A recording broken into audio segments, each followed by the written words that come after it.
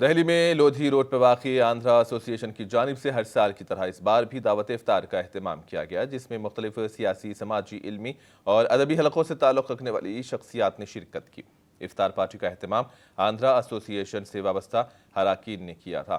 تنظیم کے صدر کے ستیہ نارائن، نائب صدر سالار خان، سیکریٹری ایم لاہوری، جوائنٹ سیکریٹری عزیز بیگ اور دیگر نے یہاں یہ نظم کرایا۔ افطار پارٹی میں اہم رول ادا کرنے والے سالار خان نے دلی کے ڈپٹی میئر آل محمد اقبال اور دیگر مہمانوں کا استقبال کیا۔ افطار سے قبل انڈیا اسلامک کلچر سینٹر کے امام حافظ الرحمان نے رمضان کی افادیت اور تزکیہ نفس پر روشنی ڈالی۔ اس موقع پر سالار خان نے بتایا کہ دلی میں ایسوسی ایشن کی جانب سے دعوت افطار کا مقصد راجدھانی میں مختلف مقامات پر خدمات انجام دینے والے تیلگو بھاشی لوگوں کو یکجا کرنا اور ایک جٹ کرنا ہے۔